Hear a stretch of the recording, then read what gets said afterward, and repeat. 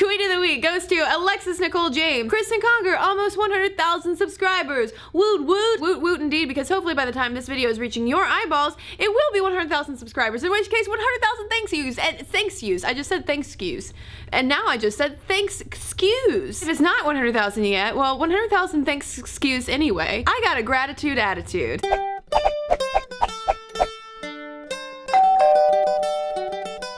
Everyone had a wonderful Halloween. Please tell me what you dressed up as. I dressed up as sexy Supreme Court Justice Ruth Bader Ginsburg, and here's my gavel to prove it. This week on Stuff Mom Never Told You, I first looked at how often men really think about sex, followed up with how people tend to react differently to male celebrity feminists versus female celebrity feminists, which makes me go, And on Friday to celebrate Halloween, it was 5 wicked facts about witches. Broomsticks will never be the same. Now on to Ask Cristen. First of all, thanks to everybody who watched and commented on last week's Ask Cristen video, why do girls wear makeup? I was curious to hear from trans people about their thoughts on makeup and how it relates to gender identity. Cameron Williams said, I'm a trans man and I almost always wear at least some makeup. Now I've transitioned to the point where nobody thinks I'm a cis woman day to day, and I don't have to worry about passing, so I wear it as often as possible. Additionally, on hormone replacement therapy, trans men tend to get quite spotty, and although I never broke out very badly, at least a little concealer was vital day to day. Thanks, Cameron! Enevrak said, as a genderqueer person who doesn't have much access to women's clothing in my size,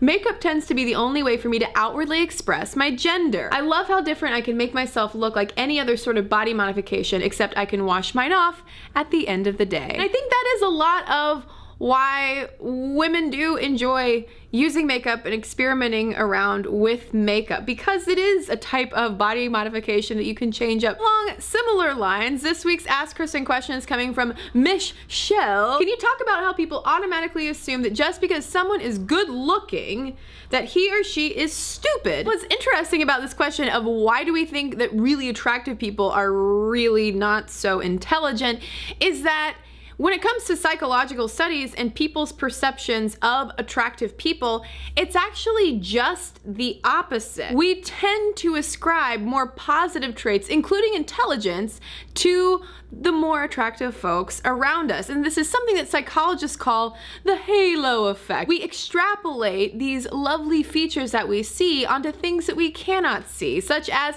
having social skills, or being really good in school, or being really great in the business world, which is why there is this thing called the beauty premium that economists and psychologists talk about in terms of how statistically hotter people do better in the workplace. There's one study I found which did come out in the 80s, so it is a little bit dated, but it found that there was an attractiveness ceiling for this kind of halo effect. When people are super duper hot, like, we're likelier to downplay all of those other attributes around them. Possibly because we are maybe a little bit jealous. And it might also be notable that this question is coming from a female viewer versus a male viewer, because there was a recent study that came out in June 2014 which found that while people are pretty good at judging a guy's intelligence based on what his face looks like, when they did the same experiment for female faces, we had a lot harder time, and I'm saying we as if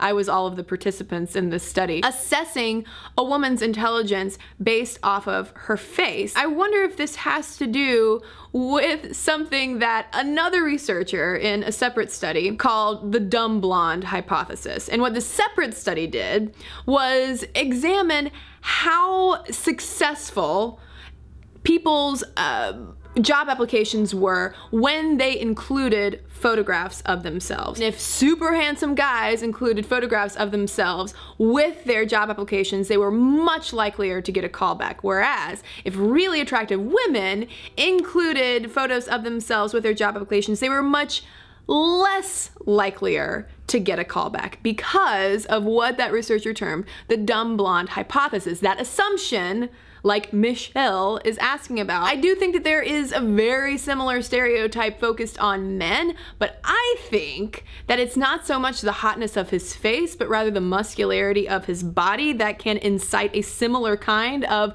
dumb blonde effect in our brains. Most surprising to me was that the research upheld just the opposite, rather than confirming, oh yeah, totally, this dumb blonde and or meathead effect is in full swing when we see really attractive and really fit people, but rather it was all about this connection between beauty and brains. Keeping in mind that there have been studies confirming that yes, in fact, more attractive people are more intelligent, but those studies have been kind of called into question, and this most recent study in PLOS One that I just referenced from June 2014 found no relationship whatsoever between those morphological traits, i.e. how our face parts are all put together, and actual intelligence. Keep in mind too that this does nothing to address the other stereotype of the unattractive nerd. Now I need your help to unpack all of these stereotypes about perception and attractiveness and intelligence. Let me know your thoughts in the comments below. And as always, ask me your questions so me and my shirts covered in panda bears can give you some answers.